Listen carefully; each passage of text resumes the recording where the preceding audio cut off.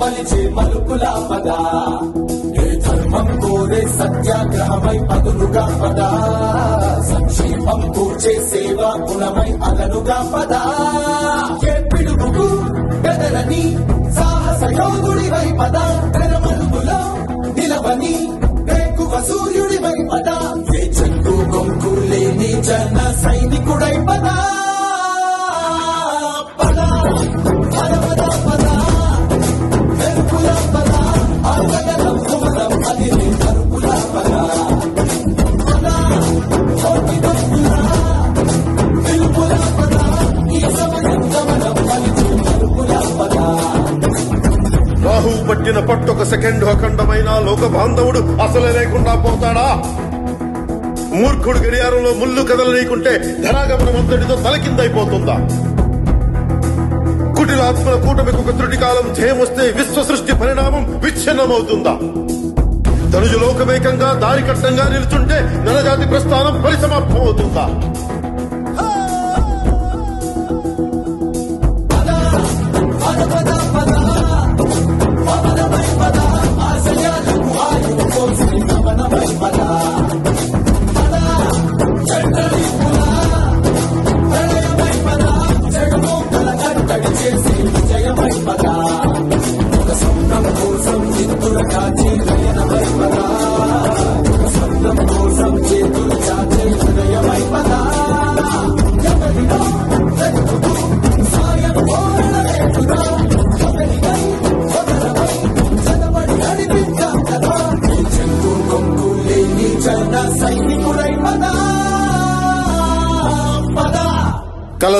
కలలు కను వర్తమానాన్ని ద్వేషించే వరకు కలలు కను, నీ కలలను తొక్కుతూ నడుస్తున్న కాళ్ళని ఖండించే వరకు కలలు కను కలలు కను కలలు కను.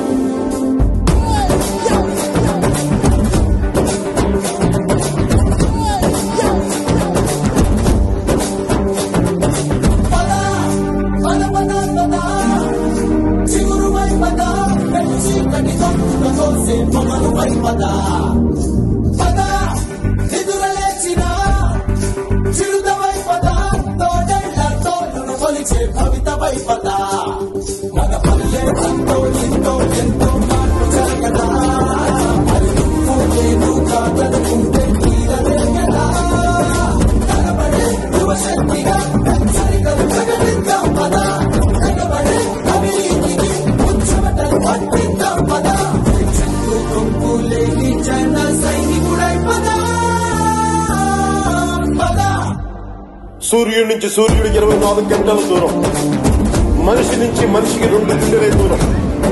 అడుగు గ్రామానికి సంగ్రామానికి ఎన్ని తుపాకుల దూరం అని. అడుగు గ్రామం నుంచి సంగ్రామానికి ఎన్ని తుపాకుల దూరం అని.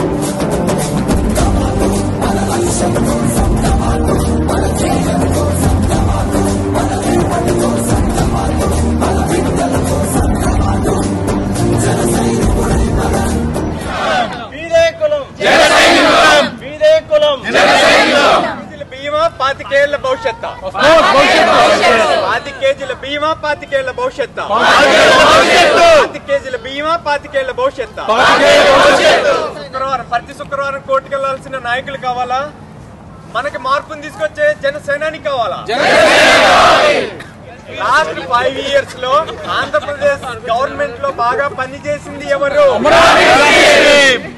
లాస్ట్ 5 years లో ఆంధ్రప్రదేశ్ గవర్నమెంట్ లో బాగా పనిచేసింది ఎవరు? జై జనసేన.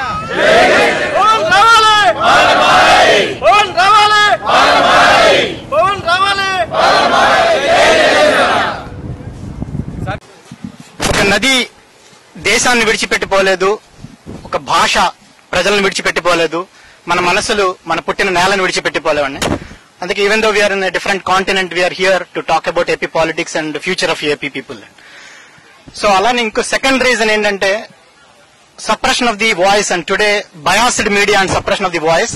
దానివల్ల కూడా ఈ రోజు మనం బయటకు వచ్చి సపోర్ట్ చేయాల్సిన అవసరం ఉందండి. Again I quote Pawan Kalyan గారికి చాలా ఇష్టమైనటువంటి శేషేంద్ర గారిని మళ్ళీ కోట్ చేస్తాను నేను.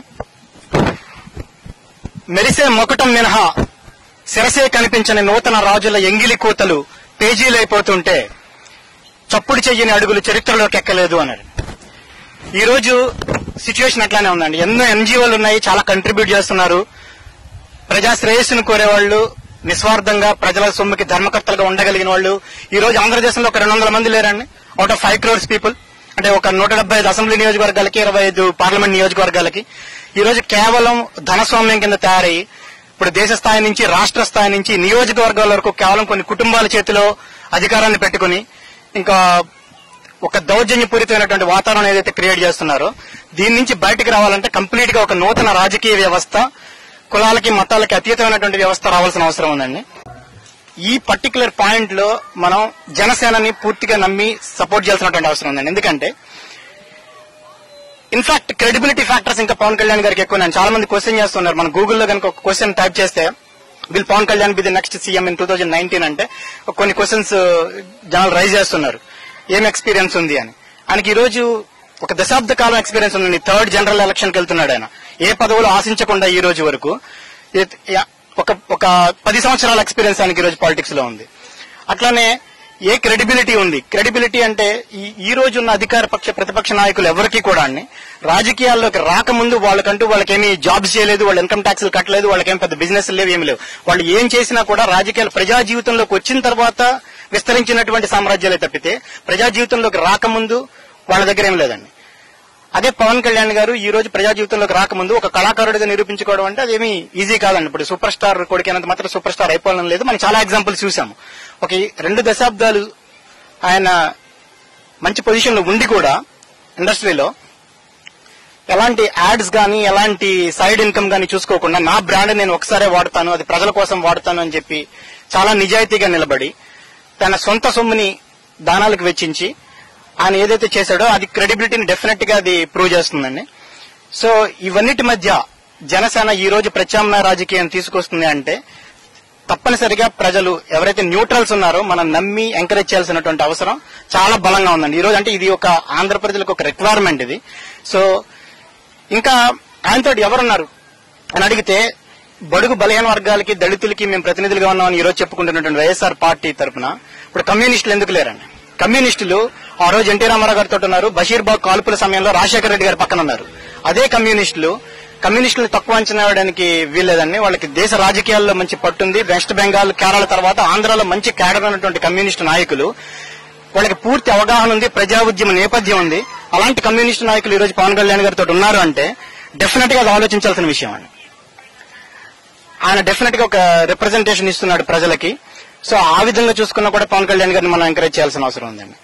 సో ఈ రోజు ఉన్న పరిస్థితుల్లో నేను అనుకోవడం తటస్థ ఓటర్లంతా కూడా అంటే చాలా సాలిడ్ గా సపోర్ట్ చేసేవాళ్ళు ప్రతి పార్టీకి ఉన్నారండి. ఈ రోజు ఒక 2.8 crores ఆఫ్ ఓటర్స్ ఉన్నారు అనుకుంటే ఆంధ్రాలో 2014 ఎలక్షన్స్ ప్రకారం 2.89 crores ఉన్నారు.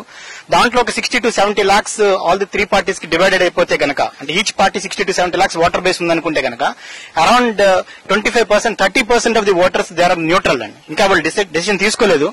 They are observing. They are the people who are going to decide which government is going to come.